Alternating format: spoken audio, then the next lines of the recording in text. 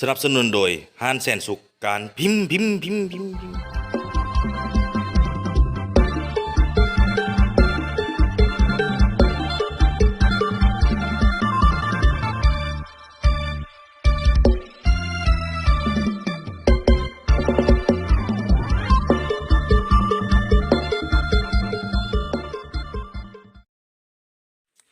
สวัสดีพี่น้องมื้อนี้มาพบกับนุ่มกับสินช่องกับสินแนลเนาะกดติดตามช่อง YouTube ให้ได้เด้อพี่น้องเด้อกดไลค์กดแชร์กดติดตามให้ได้มื้อนี้มาพบกันคือเก่าในเมนูป่นปลาพี่น้องเลยป่นปลามีผักนอกกัดขิวนี่เป็นหน่อไม้พี่น้องเนาะดอกแดงก็มีหัวสิงไข่ผักขะแยงมะเขือผักกาดขาวนี่เจียวปลาบำมาสั่นมากินน้ำกันพี่น้อง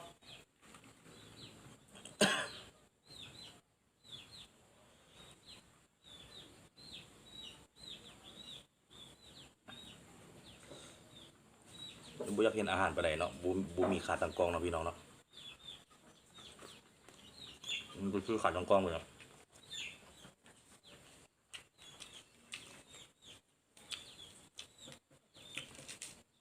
นี่มันดอกแดง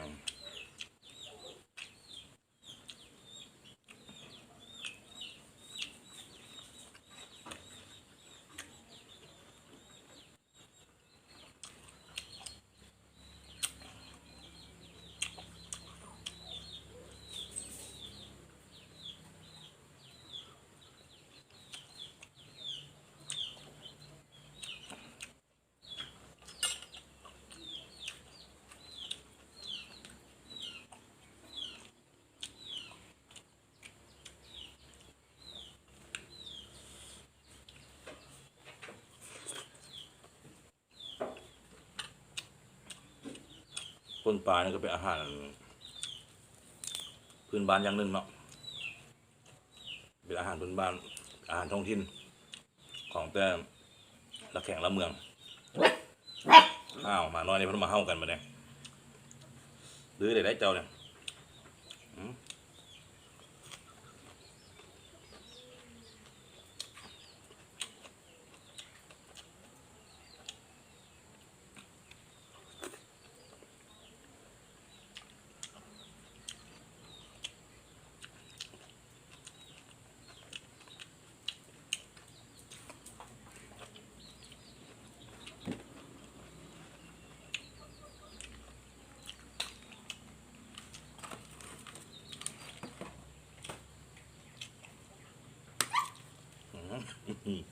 หรือบอก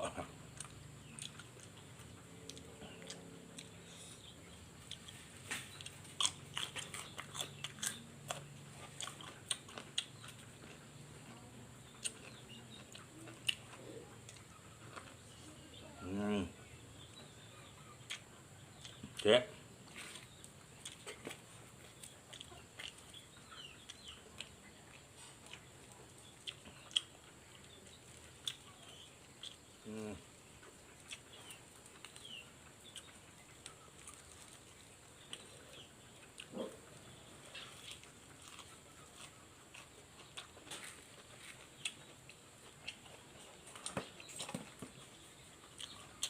อาหารพ่นปลานี่ก็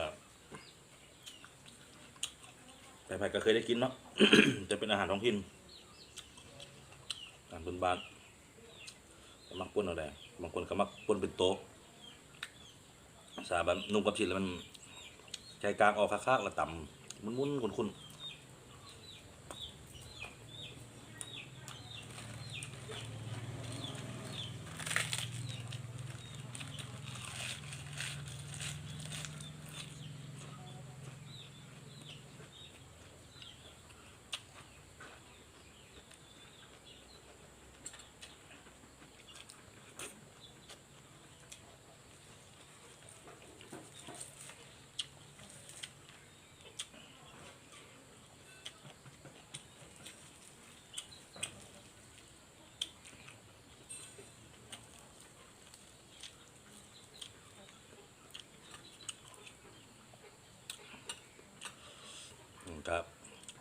มเนาะขอโทษผู้ที่บุกินปนป่าเด้อ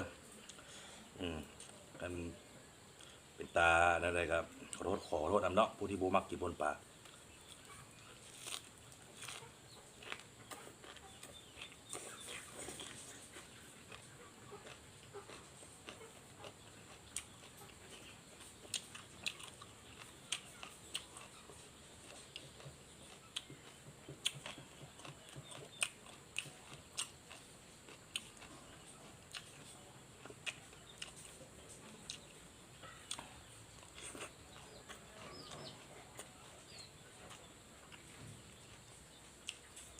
อันนี้เป็นบองหน่อไม้นอนไล่อยู่เนาะ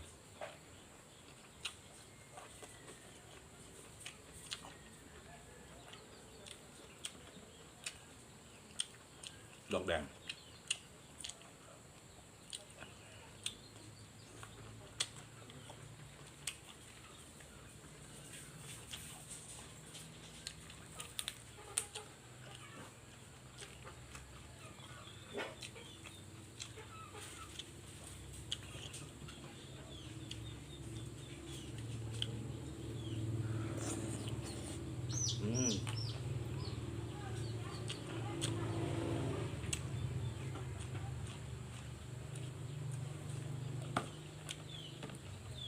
หอยไข่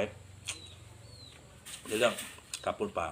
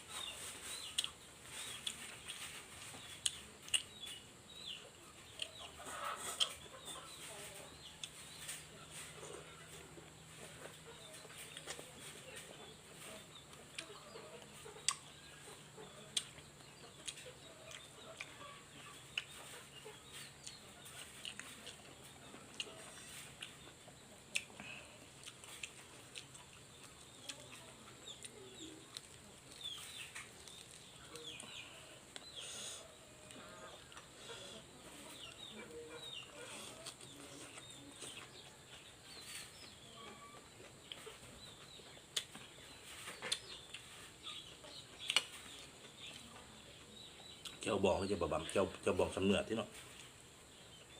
ออกมาข้ามเนาะ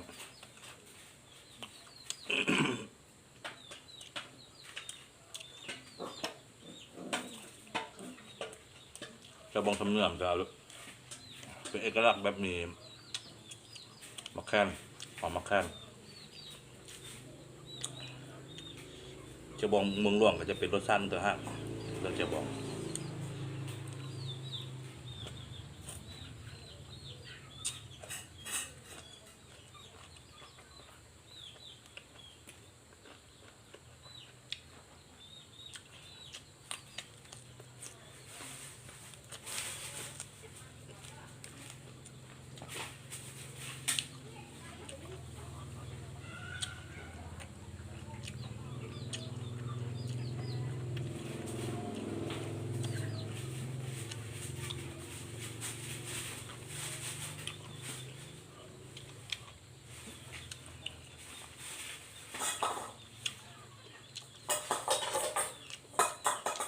เย้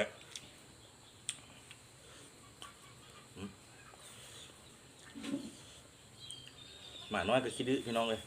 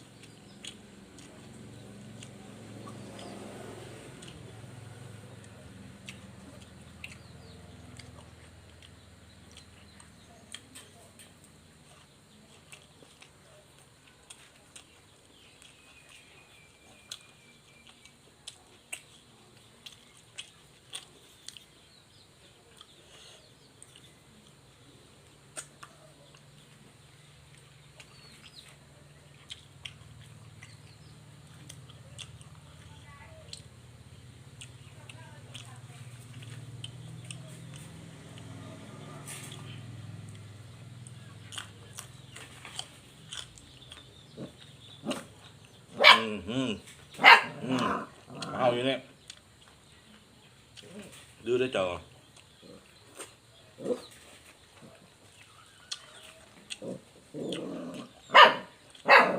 น้อยมาเฮาพี่น้องเลยไม่เคยเห็นคนกินป่นป่าวะเบิ่ง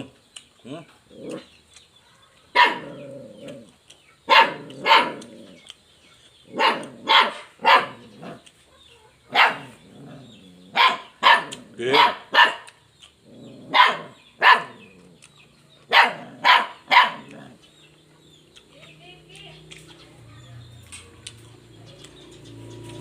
กูเฮาคืนเลย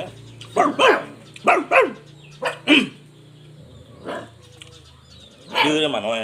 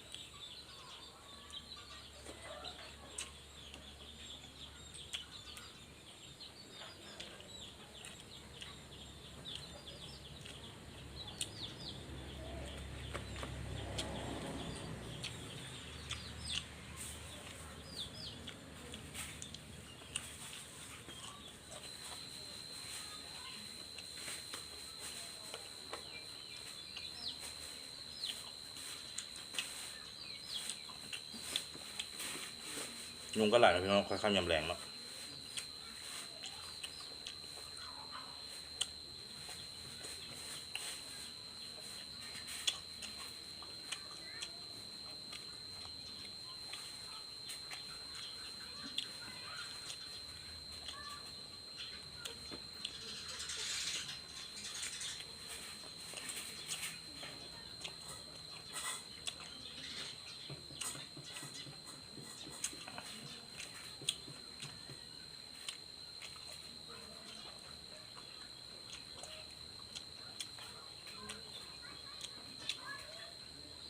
สี่อิ่มแล้วพี่น้องใครมักคลิปนี้ก็กดไลค์กดแชร์กดซับสไครต์ให้เลยพี่น้องเด้อไหนก็คนลาวเขาก็มีคนใจดีอยู่แล้ว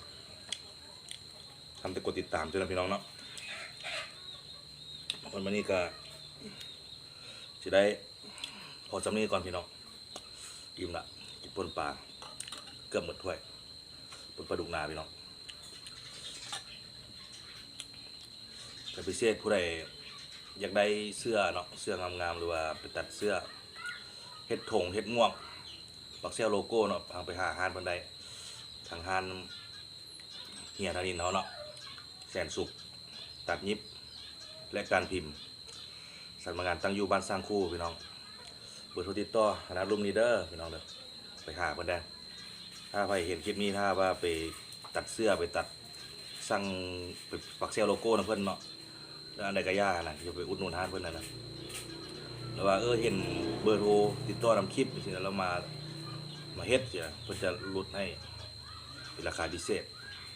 ไปเห็นโฆษณานำคลิปของช่องก๊อฟซินเฮานี่เนาะไปอุดหนุนเพิ่นได้พี่น้องขอขอบใจ